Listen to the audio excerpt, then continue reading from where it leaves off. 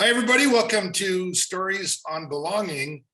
Gosh, there's a lot of depth to this idea of really being able to belong. And I want you to picture a situation that actually happened yesterday, where the chair of an organization was asked a question about a very egregious thing that happened a number of years ago.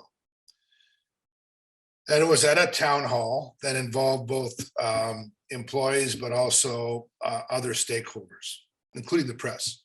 This incident was a very egregious incident where an athlete was sexually abused by a video coach. It was very, very painful, very difficult. It resulted in an intensive investigation and, by a law firm and a big report, and a lot of executives were appropriately dismissed or resigned.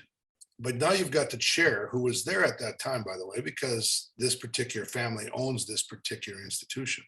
It's family owned.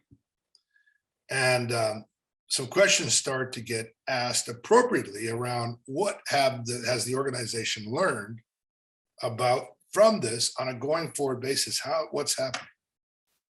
And the chair in this case really aggressively responds and essentially sends the message out to the people asking the question.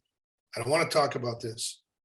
It's none of your business. Shut up. And let's move on and focus on something that I feel better us talking about.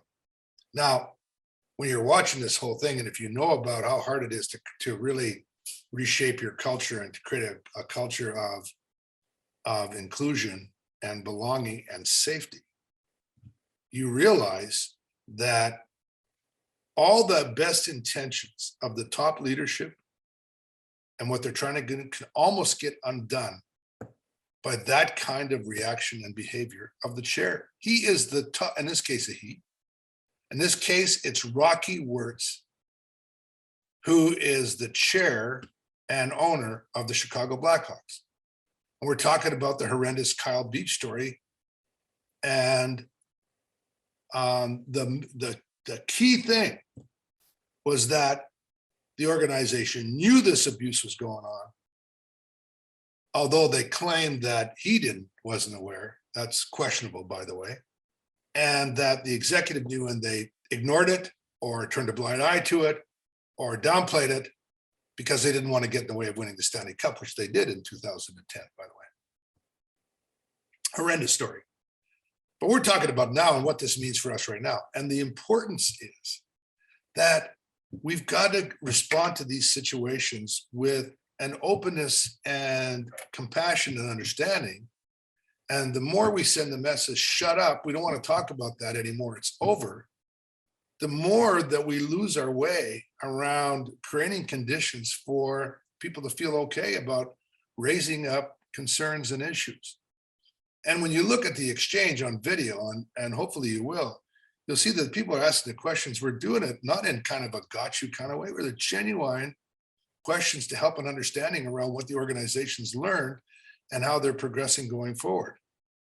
But the message was really, whether it was attended or not, he wrote an apology after, right? The obligatory post reaction, which makes you a little bit cynical around saying, what does he really believe? He said he crossed the line, he should have been more open and et cetera. And he goes, it overshadowed the great work the organization is doing to move forward.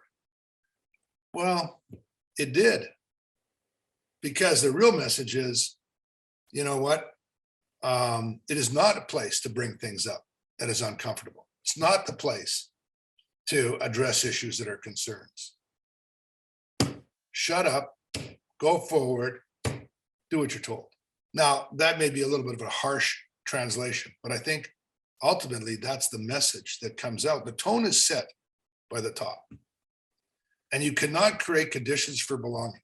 Frankly, I think a more thoughtful approach would have been to listen carefully to the questions, acknowledge them, talk about, again, the pain experienced by the organization, and be specific what the organization's doing to learn from it and to go forward and to create conditions.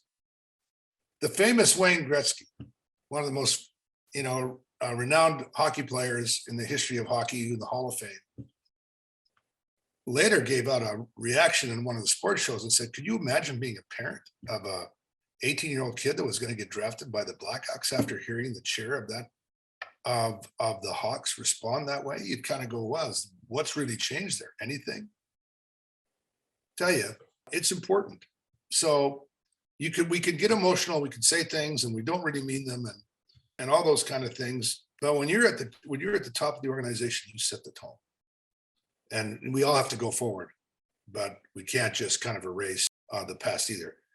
If you want to create conditions of real, truly belonging, the conditions of psychological safety are instrumental.